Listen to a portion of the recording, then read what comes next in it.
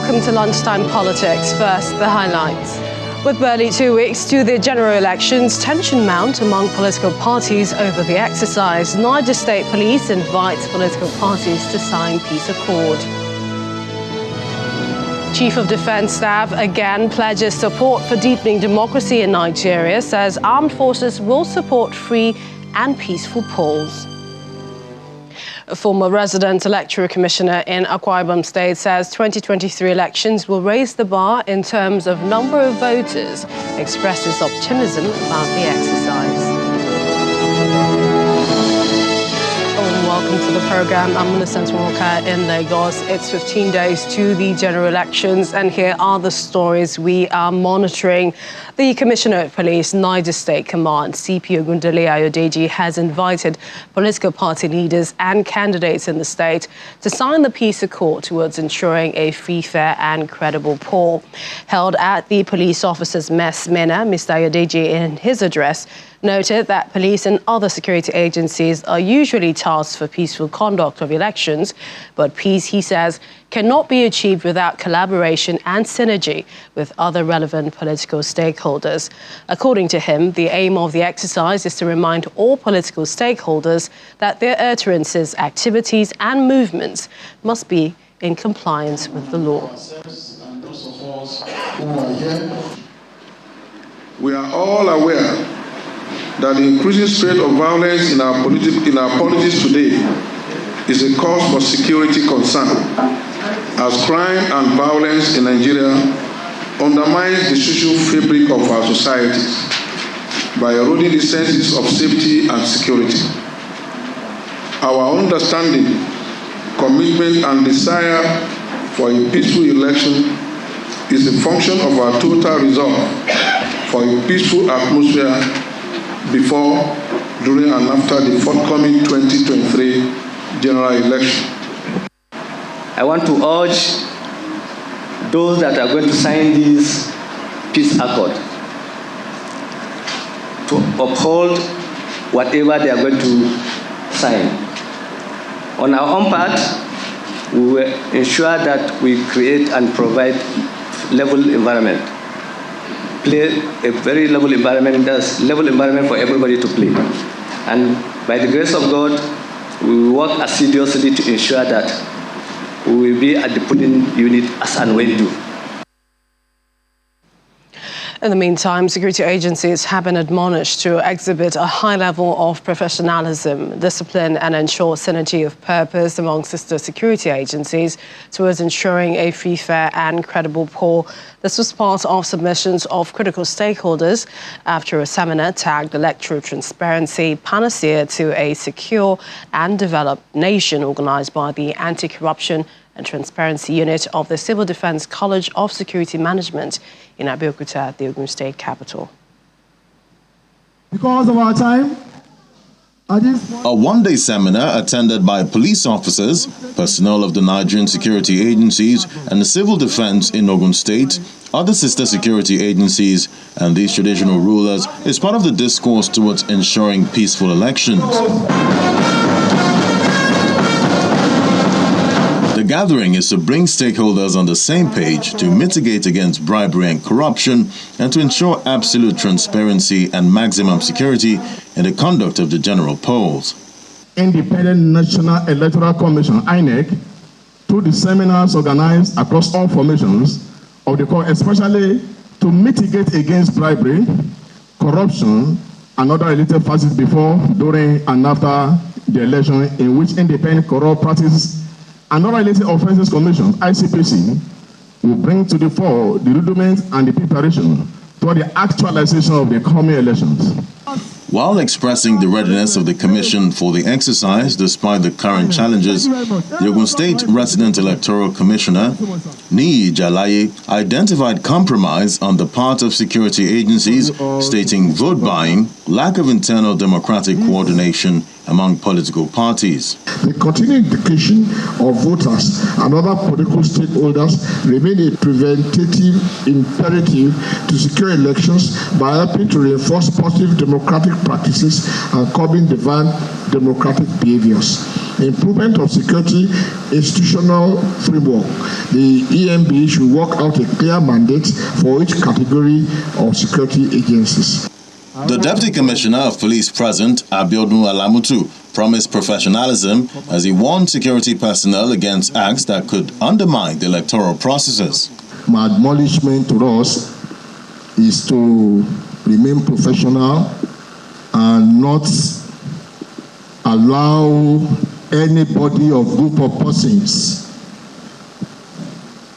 to spur us into doing things that are that will damage our identity.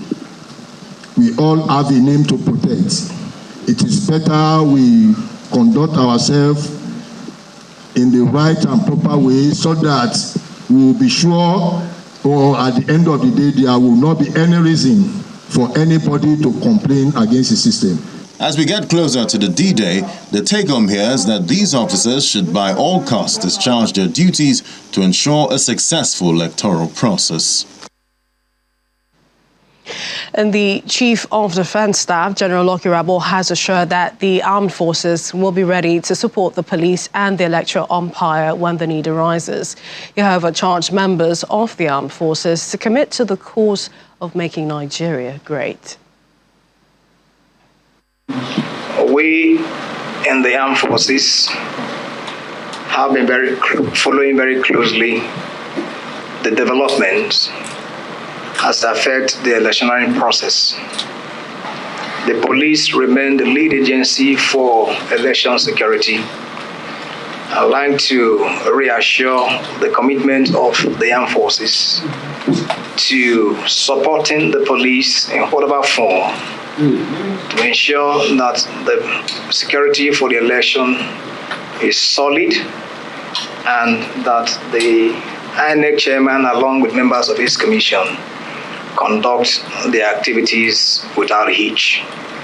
I believe that this meeting today couldn't have come at a better time to look at what we've done thus far, what gaps do exist, and how we can close them.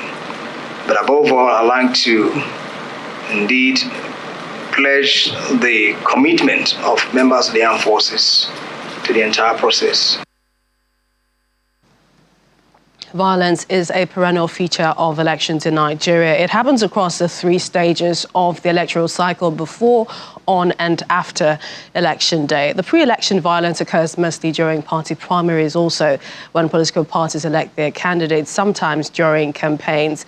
It has been estimated that more than 1,000 people, including INEC employees and security officers, were killed in the 3 elections held 2011, 2015 and 2019. Well, joining us for more on this is Deputy Inspector General of Police, DIG Habila Joshak, who's retired. He joins me from Abuja studio. Welcome to the program.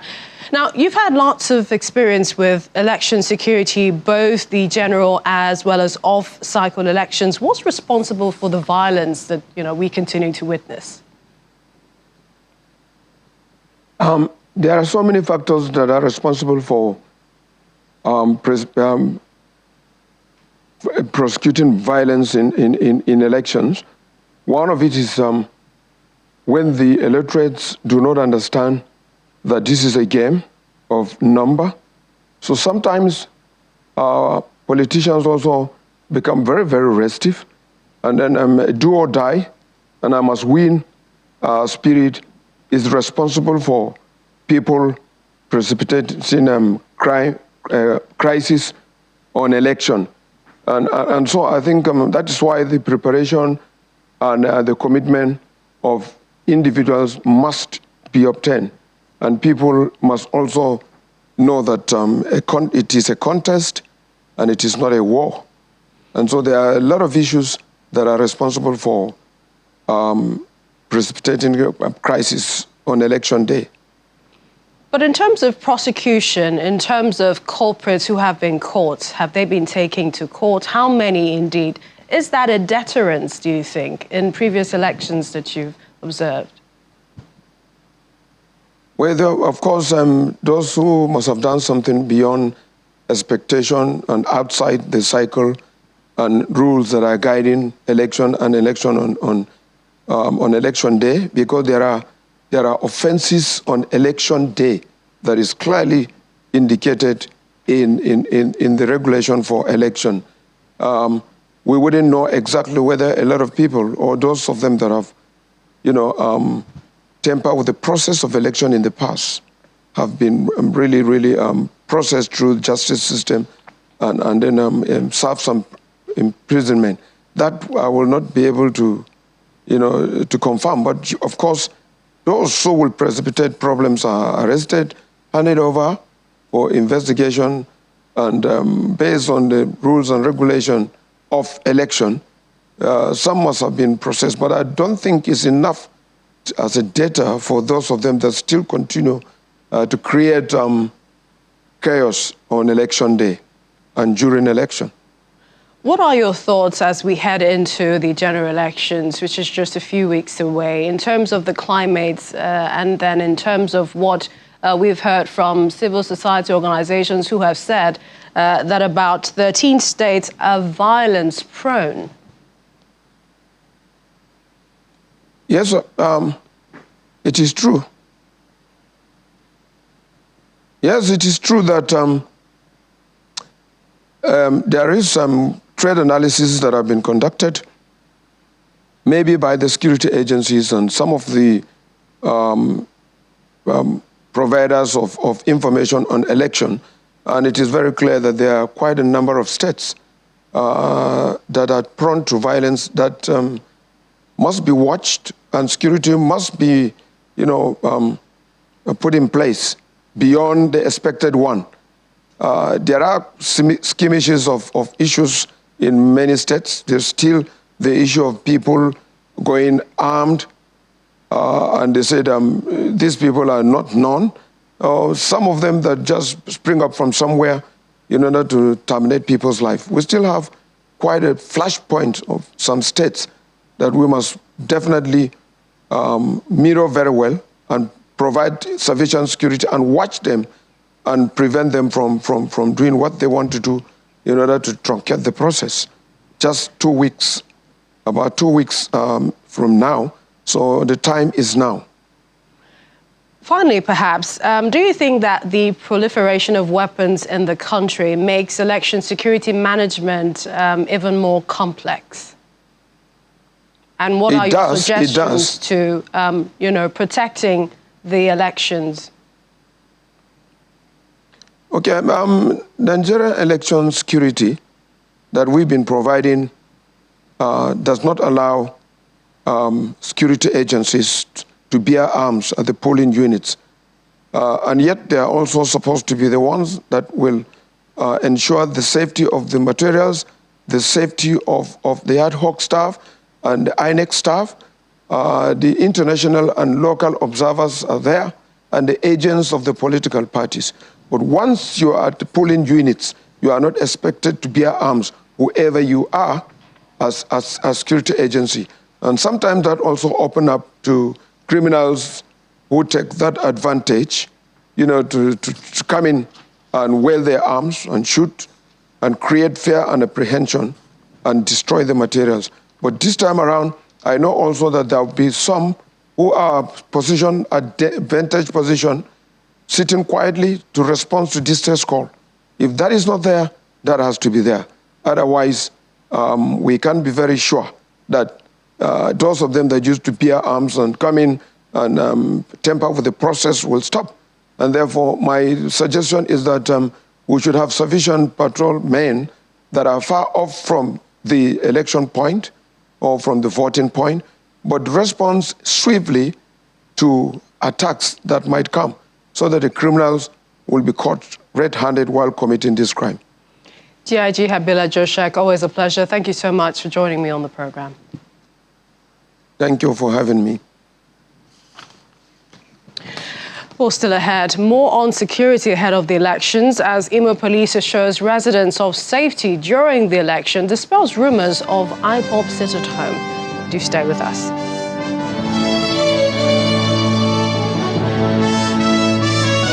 Well, Welcome back. One of the things that the next president must take as a priority is convening a national conference where all ethnic nationalities will sit and couch an indigenous constitution for Nigerians. Professor Mike Ezekame, a constitutional lawyer, believes that majority of the challenges the country is facing today are due to a non-functional constitution handed over to the country by the military regime. He was a guest last night in our political program, The Verdict. Nigeria will not break into smithereens, as some people have predicted. Some emergency pastors, imams, Nigeria will break. Nigeria is not going to break. God is a Nigerian. We will still wake up after 25th of February. Nigeria will still be united. Yes, there will be violence in some places, here and there, pockets of violence. The beavers has come to stay. But even within the beavers, there could still be some form of manipulation, but not on the kind of large scale we have been seeing before now. It will minimize it. All right. There will still be electoral malpractices, but not at the level we have been seeing it. And Nigeria will still be there. The next coming president, your first function, the first thing, even if that is your only thing, if that is the only thing you do throughout your session, convene a national conference, whether you call it sovereign or whatever. All right. Allow the people to make a people's-driven, autochthonous, indigenous constitution by the people, for themselves. Subject it to a referendum, a plebiscite of the people, so that you can have a people's constitution, right, not the present decree number 24 of 1999 that we call the 1999 Constitution. Well, speaking earlier today on our election program, 2023 Verdict, is the former resident electoral commissioner, Akwa Ibom State, Mr. Mike Ezekame, who says that one of the elements that characterized previous elections was low voter turnout. But he says this coming election, may just be different, as there are indications that the 2023 general elections may witness a larger voter turnout.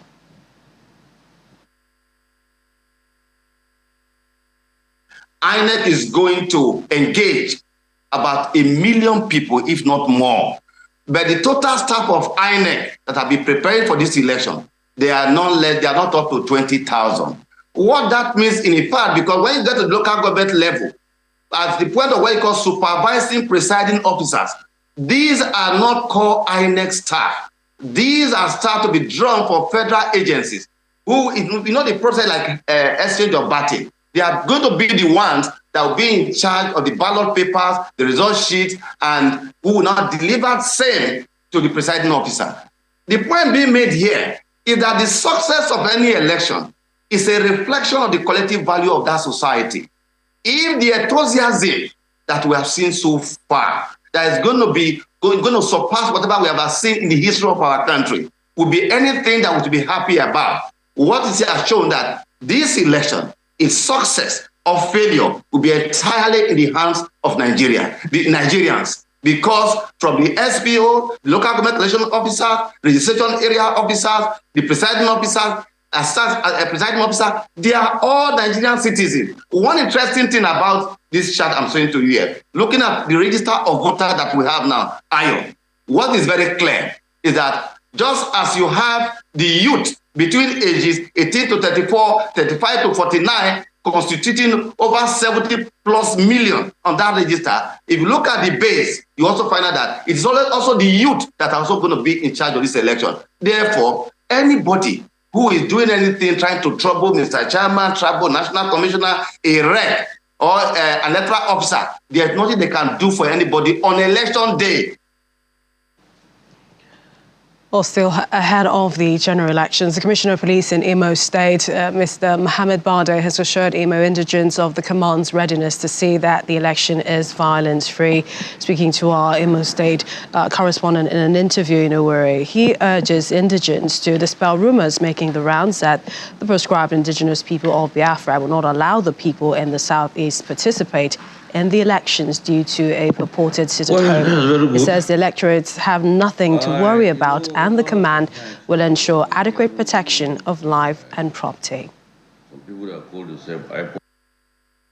Over some times now, we have been hearing rumors from some people that call themselves IPOP, ESN, that they will not allow election to take place in the whole of the Southeast. But we all know that the Southeast is part of Nigeria. So I don't think that there's any Jupiter on this earth that will prevent election in the Southeast. In preparing for the forthcoming election, we have been sensitizing our policemen at the command level, at the area command level, at all the divisions. Well, so far, we have been synergizing with other security agencies, and I think we have been achieving the goal. Well, the frequency and intensity of attacks on election security has been most prominent in Nigeria's southeast zone. The zone consists of 5 states, Enugu, Ebonyi, Abia, Anambra and Imo, with about 11.49 million voters out of a population of about 22 million. Joining us to talk more about this is Mr. Fidel Oyineke, the public affairs analyst, former NUJ chairman, Imo State. He joins us virtually from Owerri. Thanks for joining us. First, talk to us about the climate of the Southeast, and this is ahead of the general elections. Well, thank you very much. It's a pleasure being with you. And I want to say that as a resident of the Southeast, precisely in Imo State, we have a very good atmosphere. People are so excited about the forthcoming elections. And I want to say that for the first time in the history of this country, most people who reside in the Southeast, particularly the Igbos, are so excited, so happy that they will have the opportunity once again of voting the candidates of their choice as they come out this month to contest the elections, in spite of what people might say is the high level of insecurity, which I want to say here, that is not exactly the situation on ground. Incidentally, insecurity is not peculiar to the Southeast. We hear cases of insecurity from other parts of the country, and there is nothing unique about it as it affects the Southeast. Life is still going on as smooth as possible. Of course, you know, in this society, there will always be cases of people complaining about one criminal act or the other. But that is not to say that the situation has deteriorated to the level that people are afraid that the elections may not hold. Elections will hold, people are excited, people are ready to cast their votes once it is that particular day for the elections. And I think people are moving about doing their businesses. Mr. Oyineke, also, did you monitor the mock exercise? What were your observations? Incidentally, I did, because I was lucky even that my local government, the Owerri West local government, was one of the local governments chosen for the mock exercise last Saturday at Ema-Abiam Okolochi area and a place called the Rogue Irete area. And it was a very smooth exercise. And I want to say that that was even the day I concluded that all this fear about the elections, that they might end up not being as people think. Because if you see how people trooped out in the various places that they had the mock election, people were happy to test the beavers. People were happy, saw it as an opportunity to even confirm whether the PVCs they are holding will actually give them the result they expected. They expect. And incidentally, they got what they wanted. So I want to say that that mock exercise has even boldened the confidence of most people in the Southeast. And it is a very good exercise. People are prepared. They are ready for elections. And just before we let you go, how much role do you think the local media has to play in reassuring the people of the safety when it comes to the general elections? The local media and the fact all the media houses, including the social media, they have a crucial role to play, because most times they give out information giving the impression that the whole Southeast is now like a war front, giving the impression that no human being exists in the Southeast, even give the impression that the people of the Southeast now live in penury. And that is why this particular time, as we go in for elections, media houses, media practitioners must abide to the ethics of the profession. They must also study the code for the conduct of elections. Reportage should not be sentimental. A situation where you just overbloat certain things, blow things out of proportion, write reports that may, rather than making people have confidence in the system, the people will be afraid, apprehensive of what will happen the next day. Such a situation should be discouraged. And that's unfortunately and regrettably too what most media houses are doing this particular time. There is need for real professional conduct in terms of reportage of events. Long and short of my submission is that for us to have a peaceful election, especially in the Southeast, for us to make sure that whatever happens in the Southeast is in accordance to what people expect, and for us not to record voters' apathy and the fact they encourage the people to come out and cast their votes. The media should also be cautious of what they push out to the public. Report facts, report events as they are, but don't use your platform to cause disunity, to scare people, to make people apprehensive of the system, of the government, and of the elections. What we should do this time, whether we are using social media or the conventional media, is to do anything that will make out Nigerians to come out en mass, express their franchise, vote for the candidates so that we can build this democracy, because it is a joint responsibility of everybody. Indeed. We appreciate your time. Thank you so much. Fido Yoneke is a public affairs analyst, also former NUJ chairman, Imo State. Thank you for your time. It's a pleasure being with you. Let's head to other stories from across the states. Now, former President Olusegun Obasanjo is optimistic that nothing will interfere with the successful conduct of the general election scheduled for February 25 and March 11. Mr. Obasanjo's comments come amid fears that the elections might be postponed due to ongoing crisis in the country occasioned by the scarcity of fuel and new Naira notes. The former president, who urged Nigerians to strive and ensure that the polls hold at all costs, spoke yesterday when he played host to the Board of Trustees of the African Democratic Congress. And the Inspector General of Police, Usmana Kalibaba, has approved the setting up of an election planning, monitoring and evaluation team ahead of the forthcoming elections.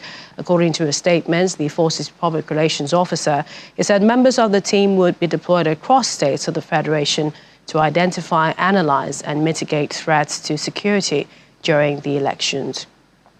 Meanwhile, a non-governmental organization, Clean Foundation, says only 2 states and the FCT are presently safe for the conduct of the forthcoming elections.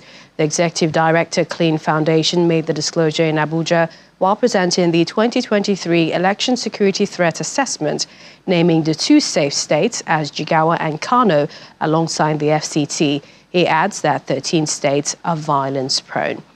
And finally, the Cross River State Governor, Professor Ben Ayade, has described the governorship candidate of the All Progressives Congress, Basio II, as the best man for the job. The governor was speaking at Calabar Municipal and Calabar South local government area of the state during the party's campaign on why candidates of the party are the best to run the affairs of the state.